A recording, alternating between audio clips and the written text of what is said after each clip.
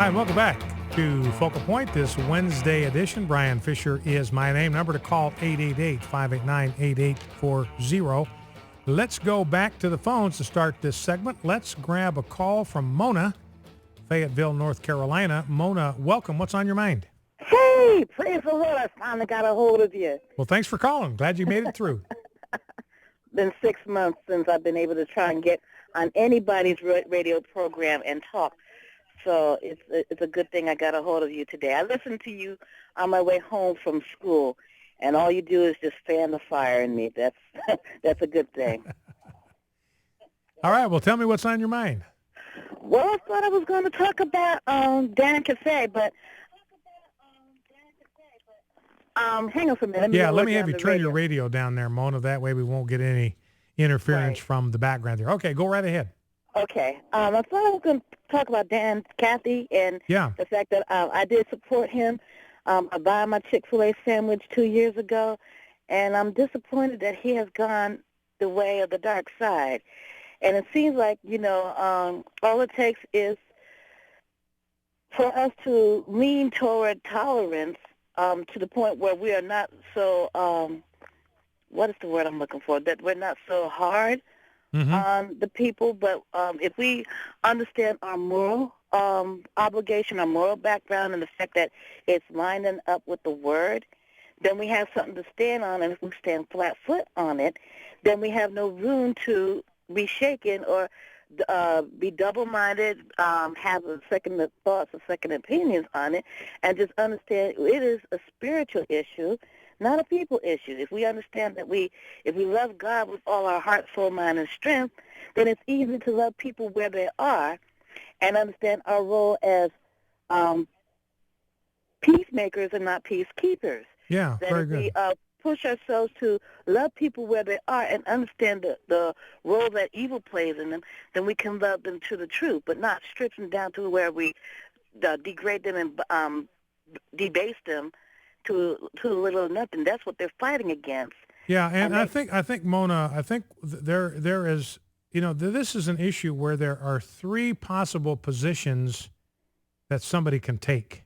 Right. And what the world wants to think and what Dan Cathy has believed is that there are only two. I'm going to be very simplistic in my language here, but it's for the point of illustration. You can hate the sin and you can hate the sinner. That's one option. You just hate the sin and you hate the person too.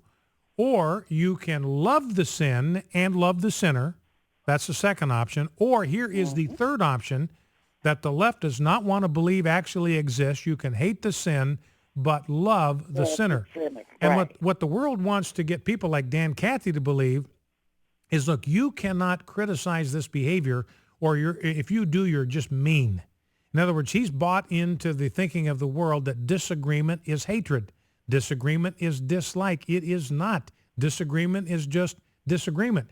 In fact, you think about it, Mona, if somebody's involved in a self-destructive, if you had a child that was involved in self-destructive behavior, and you loved them, you realize you can't make them do the right thing, and you're not going to try to do that.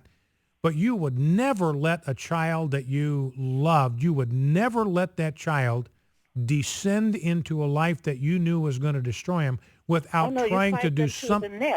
Without trying to do something to redeem them, something to rescue them, something to set them back on a path that would lead to life. So your disagreement, your criticism of their choices is motivated by your love. It's not an expression of hatred. It's an expression of love. And that's the way I see how we ought to be oriented toward homosexuals, Mona. We love them enough to tell them the truth. They're involved in a path that's going to destroy them physically. It's going to destroy them spiritually, could destroy them for eternity.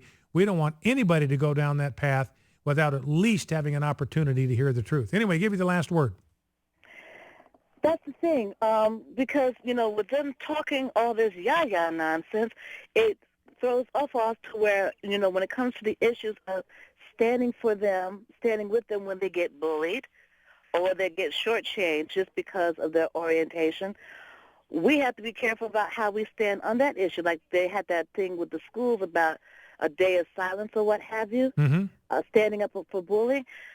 We have to know how to draw the fine line with that to where they understand we support them as people, but we don't tolerate their behavior. And that's where we have to really know where we stand with the Lord and how we're supposed to regard our position with people, to love them enough to support them in basic human rights and not go overboard to where that we'll support them on everything else, like civil rights, like you can have good housing and what have you just because you're a couple, and it's not the fact that you are not legitimately. We can easily say to people, look, I love you, but I'm not going to be able to approve of your behavior. I'm not going to be able to approve of your choices. I love you as a person, but you're making choices that I think are self-destructive, and I'm not going to be able to endorse those choices. I'm not going to be able to approve those choices. And one of the reasons why I can't do that is because I love you.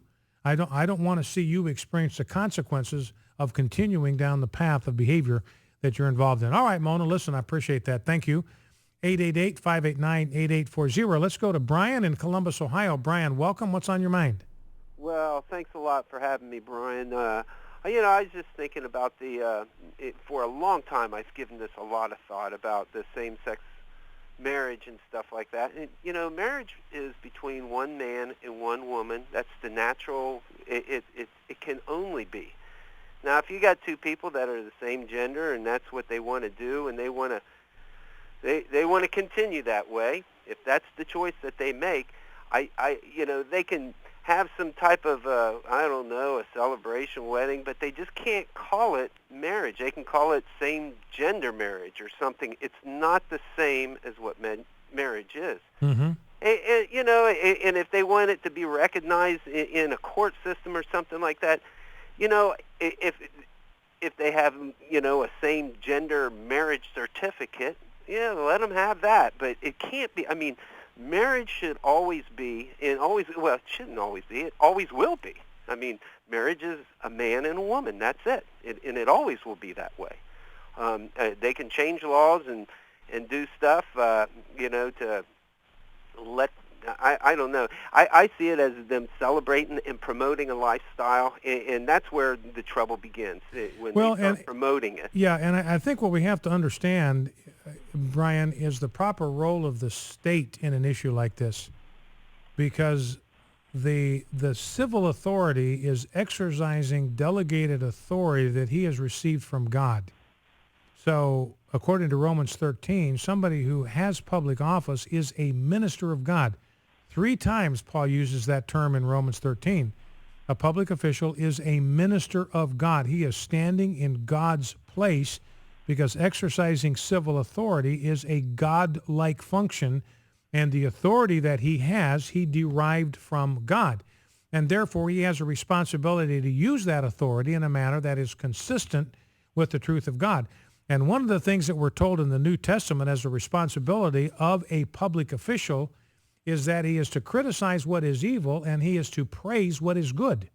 So that's a responsibility of somebody who is in public office. He's got a responsibility to recognize the difference between what is good and what is evil, and to stand against what is evil, and to praise only that which is good. So if you get some kind of a law or an ordinance that gives special recognition to homosexual behavior, then you have somebody in public office using the delegated authority of God to approve something that God criticizes, to approve something that God condemns. And that's an extremely irresponsible thing for somebody in public office to do. And you're right, Brian, if homosexuals want to have their own ceremonies, they can call them anything they want.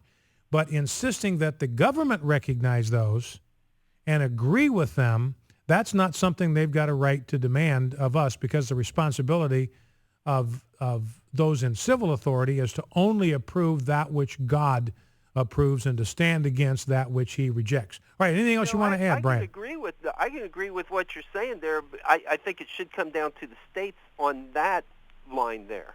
I think that the states should be allowed, if you got the states full of people that actually are Christian. I'm trying to use an exact word, and that's the best one I can come up with. And you will have exactly what you're talking about there.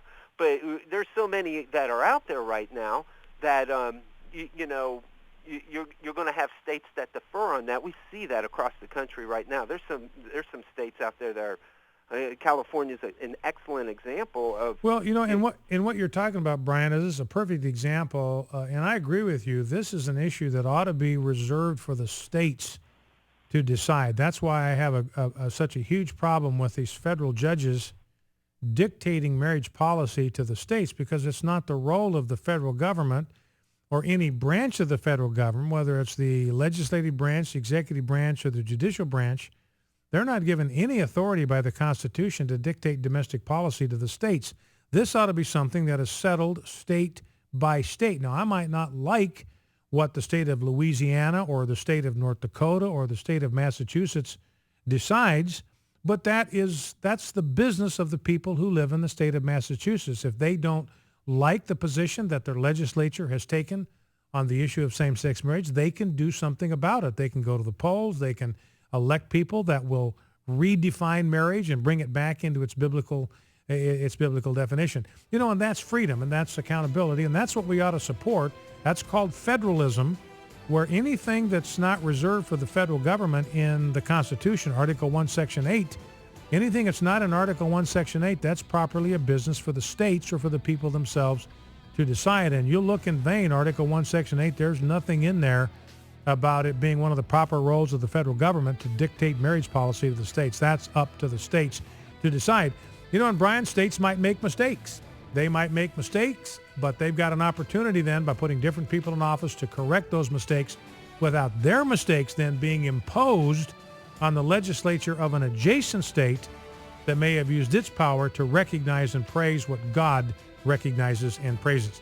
Focal Point in AFR Talk. We'll be right back after the news. Don't go anywhere.